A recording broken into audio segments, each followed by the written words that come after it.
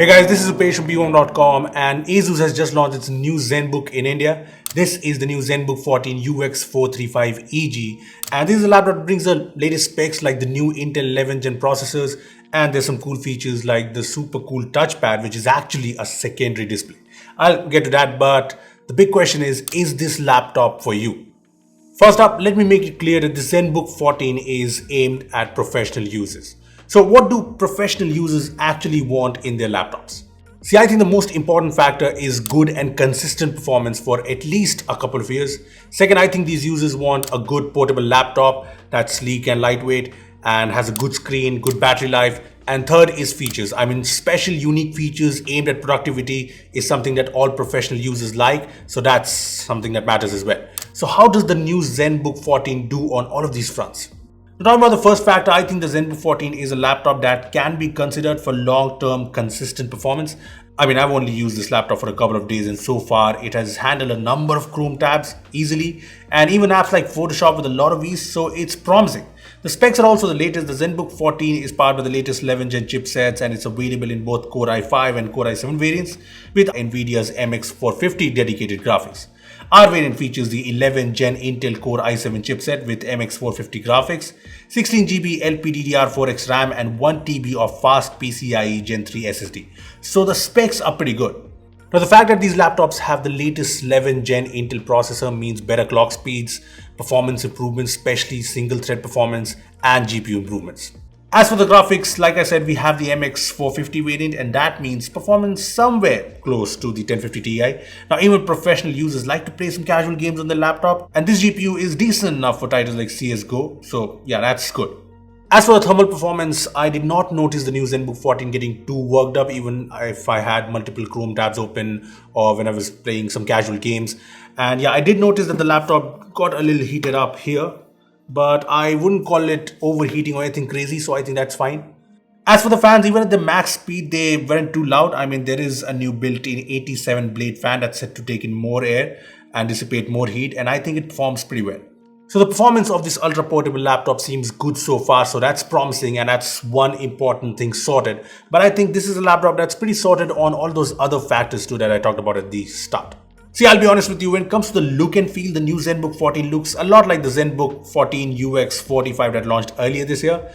You still get the same aluminum alloy body all around, which by the way has a coating that makes sure it's not super cold to touch, especially this winter season. And there's also the concentric circle design, and you know what, these are not bad things because it's a premium design. It's MIL STD 810H military certified and in typical ZenBook style, and very importantly it is very thin and very lightweight at 16.9mm thickness and 1.19 kg weight. Now this is an incredibly portable laptop, it's fantastic. And even with its sleek design, it has all the important ports. On the left there are two fast Thunderbolt 4 USB-C ports, a full HDMI port, and on the right you get the headphone jack, the micro SD card reader and a USB-A port. So yeah, the ports are pretty well sorted. When it comes to the display, it's a 14-inch IPS LCD Full HD matte display with 100% sRGB gamut touch support and very narrow bezels all around that make up for a 92% screen to body ratio and a very modern look. Now I know for professional users the display quality is something that matters a lot, and so far I think this is a display that's pretty good. See, I think the display is vibrant and brightness is on point, the viewing angles are pretty good, and even though this is not OLED, it's IPS LCD, I noticed the blacks to be fairly deep, so that's nice. Also, like I mentioned, it's a touchscreen display, and in my brief time using the laptop via the touchscreen, I found it to be fairly responsive. Now the bezels around the display might be narrow, but the top bezel does manage to include the webcam as well as the IR sensor for Windows Hello. So here's the webcam in action, and I found the webcam quality to be decentish. As for the IR sensor, it works very well. I was able to unlock the laptop using Windows Hello anytime with a lot of ease, even in the dark, and it's very consistent and fast. As for the speakers, they are Harman Kardon certified speakers at the bottom, and while they aren't the loudest, especially because they are bottom facing, I found the sound quality to have good depth and clarity, so that's good. Coming to this keyboard, this is the backlit keyboard that you get, and the keys here have a travel of 1.4mm, and I like the typing experience it offers. See, at the start I did feel that the keys were a bit mushy, but after a little time I got used to it just fine.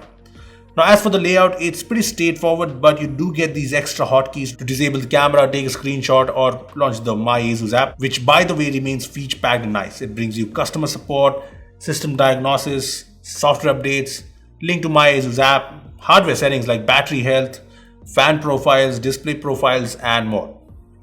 When it comes to battery, there's a 63 watt hour battery that's said to last up to 12 hours, which is very good considering the specs of the laptop.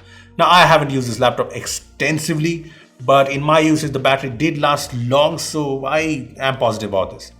The charger that you get with the laptop is a 65 watt USB-C PD charger, and yeah, you can use other PD chargers to charge this laptop. So all in all, almost all of the important things about the ZenBook 14 are right on money, but there's also the factor of features. Now, I mentioned the screen pad at the start, and that's like the ultimate productivity feature of the ZenBook 14. So this is the trackpad actually, aka ScreenPad 2.0, and it's actually a full-fledged 5.6-inch IPS LCD with FHD Plus resolution. And this can work as a secondary display to make things more productive for users. So you know what, you can launch apps here and use it alongside the app on the main screen. For example, I can write something on the main screen while opening up a reference website on the screen. You can move any app from the main screen to this like this, and vice versa. There's also a very cool task group feature which launches multiple apps at once. I've set a task group of Chrome, Music, and Notepad, and I can just tap this to open the three all together. Chrome and Notepad in the main screen and the Music app on the secondary display. See, there are a lot of ways you can use this screen pad to multitask and work better, so I think it does add to the overall work experience. Overall, that's all about the new ZenBook 14, and at the time of shooting this video, I don't know the price of this laptop, but if you ask me my opinion about this, I think this is another very good ZenBook for anyone looking for a feature-packed professional laptop. I mean, yes, I've only used this new ZenBook 14 for a couple of days, but so far it seems to get most things right.